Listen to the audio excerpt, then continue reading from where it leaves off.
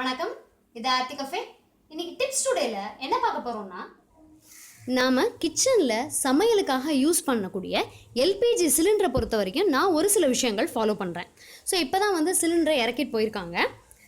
இப்போ நாமளே பார்த்துருப்போம் நிறையா. இது அந்த காட்சி வந்து நம்ம கண்ணில் படாமே இருந்திருக்காது. கேஸ் ஏஜென்சி பக்கத்தில் சிலிண்டர்ஸை லாரியில் லோட் பண்ணும்போது சிலிண்டரை முழுக்க முழுக்க மண்ணுலையும் ரோட்லையும் உருட்டிட்டு தான் வருவாங்க. வெயிட்டு தூக்க முடியாது. ஸோ அந்த மாதிரி உருட்டிட்டு வரும்பொழுது அந்த ரோட்டில் எவ்வளவு அசுத்தங்கள் இருக்கும், அந்த மண்ணுலையும் எவ்வளவு அசுத்தங்கள் இருக்கும்னு நமக்கு தெரியும். அது போக குடவுனில் இதை வச்சுருக்கும் பொழுது அந்த ரேட் மாதிரியான அனிமல்ஸோட யூரின் கூட இதனுடைய சைடில் இருக்கிறதுக்கு வாய்ப்பு இருக்குது. ஸோ இவ்வளவு அசுத்தங்களையும் நோய் பரப்பக்கூடிய விஷயங்களையும் இந்த சிலிண்டர்ஸ் வந்து வெளியிலேருந்து வரும்போது கேரி பண்ணிட்டு வரலாம். அது போக நிறைய இடங்களை கடந்து வருது, நிறைய பேரை அது கடந்து வருது. ஸோ இது அப்படியே டைரெக்டாக நம்ம கிச்சனுக்கு எடுத்துகிட்டு போகிறதுக்கு முன்னாடி நான் என்ன செய்கிறேன் அப்படின்னா, இதை கொஞ்சம் க்ளீன் பண்ணிக்கிறேன். எப்படின்னா, நான் வந்து கொஞ்சம் டெட்டால் நனைச்ச தண்ணி போட்ட தண்ணியை வந்து இந்த வாளியில் எடுத்து வச்சுருக்கேன். அதில் வந்து ஒரு வேஸ்ட் கிளாத் போட்டிருக்கேன். அதை வந்து நல்லா இந்த மாதிரி புழிஞ்சிக்கலாம். அது போக நான் என்னுடைய கையில் use and throw gloves, polythene gloves வச்சுருக்கேன். இதை அத்தனையும் நம்ம க்ளீன் பண்ணிவிட்டு அப்படியே தூக்கி போட்டுடலாம். ஸோ இந்த துணியை வச்சு மேலே வந்து அப்படியே வைப் பண்ணிடலாம். அந்த சிலிண்டருடைய கழுத்து போர்ஷன் வரைக்கும் நம்ம துணியாவது தொடச்சிடுவோம். அந்த நடுவில் வந்து நம்ம தொரன்னு தண்ணியை வந்து ஊற்ற வேண்டாம். ஸோ இந்த மாதிரி தொடச்சி விட்டுட்டோம் அப்படின்னா அது சீக்கிரமாக காஞ்சிரும். இந்த கேஸ் வர பொசிஷனில் வந்து நம்ம தண்ணி ஊற்ற வேண்டியதில்லை, அப்படி தொடச்சி விட்ருவோம். இந்த கழுத்து வரைக்கும் இந்த மாதிரி துணியை வச்சு தொடச்சதுக்கப்புறமா இந்த போர்ஷனுக்கு கீழே நம்ம என்ன செஞ்சிடலாம் அப்படின்னா, ஒரு மக்கில் அந்த தண்ணியை எடுத்து கொஞ்சம் கேர்ஃபுல்லாக இங்கேருந்து அப்படியே ஊற்றி விட்டுறலாம். எல்லா சைடும் இதே மாதிரியே பண்ணிடலாம். நான் வந்து ஒரு தடவை உங்களுக்கு செஞ்சு காமிக்கிறேன். நீங்கள் ஒரு 1 or 2 times இதை அப்படியே செஞ்சுட்டு இது நல்லா ட்ரை ஆனதுக்கப்புறமா உள்ளே எடுத்துகிட்டு போயிடலாம். நான் இன்னொரு தடவை ஞாபகப்படுத்திக்கிறேன். இந்த மேல் போர்ஷனில் தண்ணியை வந்து ஃபுல்லாக ஊற்ற வேண்டாம். அது ஈஸியாக காயிற மாதிரி வைப் மட்டும் பண்ணிவிட்டு இது எல்லாத்தையுமே தூக்கி போட்டுடலாம். இது உங்களுக்கே தெரியும், கேஸ் சிலிண்டருக்கான ட்ராலி ஹெவி பிளாஸ்டிக்கில் இருக்குது, ஸ்டீல்லையும் கிடைக்குது. எல்லா விதமான பெரிய டிபார்ட்மெண்டல் ஸ்டோர்லேயும் இது அவைலபிளாக இருக்குது. நீங்கள் அதை வாங்கும் பொழுது என்ன பண்ணுங்கள், கண்டிப்பாக இந்த பின்னாடி இருக்கிற இந்த சக்கரம் எல்லாமே நல்லா ரோல் ஆகுதான்னு செக் பண்ணிக்கோங்க. அது போக உருண்டையாக இருக்கும் சக்கரம், சிலது எல்லா டைரக்ஷன்லையும் திரும்புகிற மாதிரி. அதை விட இதுதான் நல்ல பெஸ்ட்டாக இருக்குது, ஒரே டைரக்ஷனில் இழுத்துட்டு போகிறதுக்கு ஈஸியாக இருக்குது. ஸோ இந்த மாதிரியான சக்கரம் இருக்கிறது தான் நான் ப்ரிஃபர் பண்ணியிருக்கேன். ஸோ நான் என்ன பண்ணியிருக்கேன் அப்படின்னா, 2 ட்ராலி வச்சுருக்கேன். அடிஷ்னல் சிலிண்டர் வந்து ஒரு ட்ராலியில் இருக்கும், கிச்சனில் யூசேஜில் இருக்கிற ஒரு சிலிண்டர் வந்து ட்ராலியில் இருக்கும். எப்போ வேணாலும் கேஸ் தீர்ந்தாலும் நம்ம யாரையும் டிபெண்ட் பண்ண வேண்டியதில்லை. அந்த அடிஷ்னல் சிலிண்டரை ஹெவியாக இருக்கிறத எந்த சிரமமும் இல்லாமல் நீட்டாக அழகாக உருட்டிட்டு போயிடலாம்.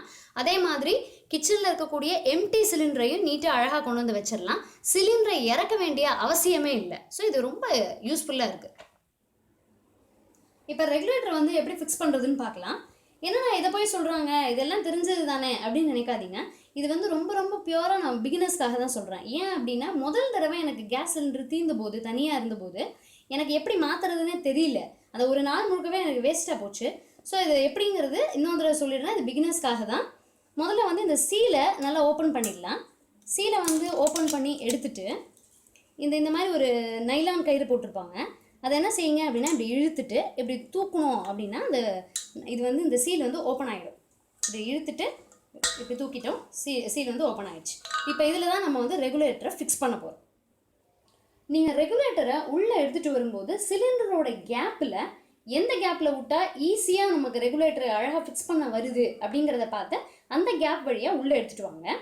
உள்ளே எடுத்துகிட்டு வந்துட்டு இப்போ நான் யூஸ் பண்ணுறது வந்து இண்டேன் சிலிண்டர். எனக்கு இந்தியன் ரெகுலேட்டர் ப்ளஸ் சிலிண்டரை பற்றி தான் தெரியும், மற்ற சிலிண்டரை பற்றி ஐடியா இல்லை. ஸோ இந்தியன் ரெகுலேட்டரை பொறுத்த வரைக்கும் நாப் வந்து இப்படி தான் இருக்கும். இது வந்து ஆஃப் பொசிஷன். இப்போ இதை வந்து நம்ம என்ன இப்படி மேலே திருப்பணும் அப்படின்னா இது வந்து ஆன்.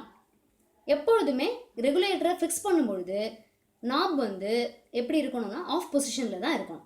ஸோ இப்போ என்ன பண்ணுங்கள், இந்த பிளாக் கலர் பட்டை, இந்த பட்டை வந்து எப்படி இருக்கும் அப்படின்னா அப்படி மூவபிளாக இருக்கும். இதை வச்சு தான் நம்ம சிலிண்டரில் இதை ஃபிக்ஸ் பண்ண போகிறோம். இந்த பிளாக் பட்டையை அழுத்தி பிடிச்சிட்டு இந்த ரெகுலேட்டரை இந்த சிலிண்டருடைய இந்த இது மேலே அப்படி வச்சுட்டு இதை வந்து இப்படி கீழே இப்படி இறக்கி விடணும். இறக்கி விட்டு பார்த்துட்டு இது வந்து ஃபிக்ஸ் ஆகிடுச்சான்னு பார்க்குறதுக்கு இப்படி ஆன் பண்ணோம் அப்படின்னா ஈஸியாக ஆன் பண்ண வரும். இப்போ நம்ம ரெகுலேட்டரை ஃபிக்ஸ் பண்ணியாச்சு. இது கரெக்டாக ஃபிக்ஸ் ஆகிருக்கா அப்படின்னு செக் பண்ணுறதுக்கு இன்னொன்று இருக்கு. இப்படி ஆன் பண்ண பொசிஷன்லேயே ரெகுலேட்டரை வச்சு இப்படி தூக்கணும்னா சிலிண்டரோடு தான் தூக்கிட்டு வரும். ஸோ கொஞ்சமாக லைட்டாக லிஃப்ட் பண்ணி பாருங்கள், தனியாக ரெகுலேட்டர் வராது. சிலிண்டரோட தான் வரும். ஸோ இது அத்தனையுமே எனக்கு வந்து இந்த சிலிண்டர் போட்டு அதை ஃபிக்ஸ் பண்ணுறாங்க இல்லையா, கேஸ் ஏஜென்சிலேருந்து ஆத்தரைஸ்டு மெம்பர்ஸ் வருவாங்க, அவங்க சொல்லி கொடுத்தது தான்.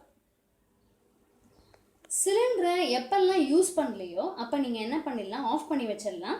இது முதல்ல பழகிறதுக்கு கஷ்டமாக இருக்கும். ஒரு 2-3 நாள் தொடர்ந்து செஞ்சோம் அப்படின்னா ஆட்டோமேட்டிக்காக நம்ம ஆஃப் பண்ணிட்டு வந்துடுவோம். இது ரொம்ப ரொம்ப முக்கியமான பாயிண்ட்டு. அப்புறம் என்ன உங்கள்கிட்ட ஒரு விஷயம் ஷேர் பண்ணிக்கணும்னு நினைக்கிறேன் அப்படின்னா, நமக்கு ஒரு சிலிண்டர் எவ்வளவு நாள் வருது அப்படின்னு தெரிஞ்சுக்கிறதுக்கு நான் என்ன செய்கிறேன் அப்படின்னா, என்னைக்கு இந்த சிலிண்டரை எடுக்கிறேனோ, புதுசாக எடுக்கிறேனோ, அன்னைய டேட்டை ஈர சாக் பீஸில் இப்படி எழுதி வச்சுருவேன். அப்படி இல்லைன்னா நீங்கள் என்ன செய்யலாம், ஒரு டெய்லி ஷீட் அன்னைக்கு டேட்டுக்குரிய அந்த டெய்லி ஷீட்லேருந்து இந்த கிழிச்சு இந்த இன்ஸ்ட்ரக்ஷன் எங்கேயுமே இல்லாத ஒரு பக்கமாக பார்த்து இதை ஒட்டி வச்சிடலாம். இல்லைன்னா கேலண்டரில் நோட் பண்ணி வச்சுக்கலாம். அப்போ தான் நமக்கு தெரியும் நம்ம எவ்வளவு ஃபியூயல் வந்து கன்சியூம் பண்ணுறோம், நம்ம பண்ணுறது கரெக்டாக இல்லை ஏதாவது குறைக்கணுமா அப்படிங்கிறதெல்லாம் நமக்கு அப்போ தான் தெரியும். இன்னொருக்கா சொல்லிடுறேன், இது வந்து ஒன்லி ஃபார் பிகினர்ஸ். இந்த வீடியோ பிடிச்சிருந்தது அப்படின்னா லைக் பண்ணுங்கள், உங்கள் ஃப்ரெண்ட்ஸ்க்கும் ரிலேட்டிவ்ஸ்க்கும் ஷேர் பண்ணுங்கள். இதே மாதிரி நல்ல பல டிப்ஸ் பார்க்குறதுக்கு சேனலை சப்ஸ்கிரைப் பண்ணி வச்சுக்கோங்க. உங்கள் வேல்யூபிள் கமெண்ட்ஸ் அண்ட் சஜஷன்ஸ் எனக்கு போஸ்ட் பண்ணுங்கள். இன்னும் ஒரு நல்ல டிப்போட நெக்ஸ்ட் வீடியோவில் மீட் பண்ணுறேன். தேங்க்யூ.